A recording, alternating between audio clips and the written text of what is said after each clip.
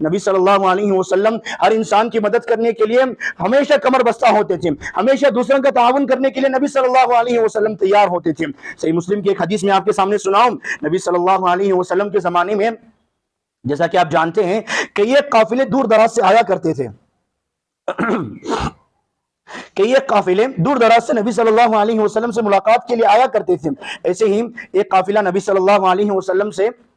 ملاقات کے لیے مدر قبیلے کا آیا تھا، قبیلے کا نام مدر تھا۔ وہاں کے کچھ لوگ نبی صلی اللہ علیہ وسلم کی خدمت میں حاضر ہوئے۔ حدیث کے راوی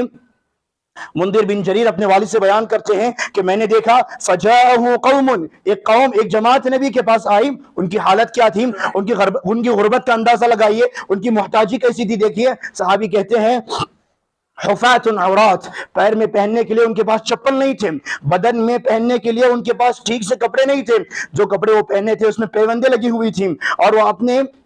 گردنوں میں تلواریں لٹکا کر نبی صلی اللہ علیہ وسلم کی خدمت میں حاضر ہوئے تھے۔ اور گویا کہ صحابی کہنا چاہ رہے ہیں غربت کی جو آخری حد ہو سکتی ہے وہ جماعت، صحابہ کی وہ ٹیم، صحابہ کی وہ جماعت غربت کی اس حالت کو پہنچی ہوئی تھی۔ نبی صلی اللہ علیہ وسلم نے دیکھا، قربان جائیے ہمارے نبی صلی اللہ علیہ وسلم پر ہر وقت ہر ہمیشہ لوگوں کی مدد کرنے کے لیے آپ کس طرح تیار ہوتے تھے۔ نبی نے جب ان غریب لوگوں کو دیکھا، ان محتاج لوگوں کو دیکھا، صحابی کہتے ہیں فَتَمَعَّرَ وَجْهُ رَسُولِ اللَّهِ صلی اللہ علیہ وسلم،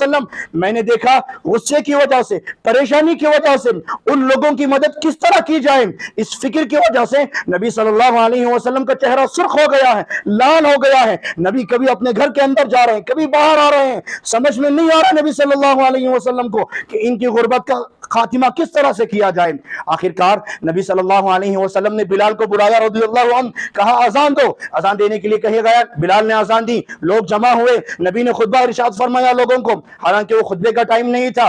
نبی نے اس وقت لوگوں کو جمایا کیونکہ وہ ایمرجنسی صورت تھی، لوگوں کو مدد کرنے کی ضرورت تھی۔ نبی نے لوگوں کو جمایا، اکٹھا کیا، خطبہ ارشاد فرمایا، نبی نے کہا کہ اے لوگوں تمہارے پاس جتنا ہے سب کو صدقہ کرو، ان لوگوں کو ابھی ضرورت ہے، ان کی مدد کرنی ہے، ان کا تعاون کرنا ہے اور ان کا ساتھ دینا ہے۔ میں بتاؤں یہ عید کا مرحلہ نہیں تھا، یہ عام مرحلہ تھا۔ عام مرحلے میں جب نبی صلی اللہ علیہ وسلم اتنا صدقہ کر رہے ہیں، میں آگے بتاؤں گا عید کے موقع پر نبی کس طرح سے قربانیاں دیا کرتے تھے۔ آپ دیکھیں اس عام موقع پر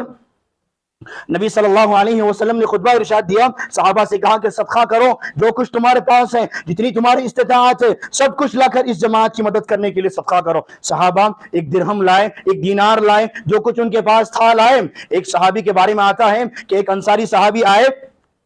وہ اپنے ہاتھوں میں ایک تھیلی پکڑے ہوئے تھے، ان کے ہاتھوں سے وہ تھیلی پکڑی نہیں جا رہی تھی، وہ تھیلی ان کے ہاتھوں میں اتنی بڑی ہو گئی تھی وہ کہ تھیلی ان کے ہاتھوں سے گر رہی تھی۔ سارے صحابہ یہ منظر دیکھ رہے ہیں، وہ صحابی آئے، ان کی جتنی استطاعت تھی نبی صلی اللہ علیہ وسلم کے سامنے لا کے پیش کیا اور کہا اللہ کے نبی یہ میرا ہے، یہ میرا حصہ ہے۔ اس کے بعد نبی صلی اللہ علیہ وسلم نے اس صحابی کے عمل کی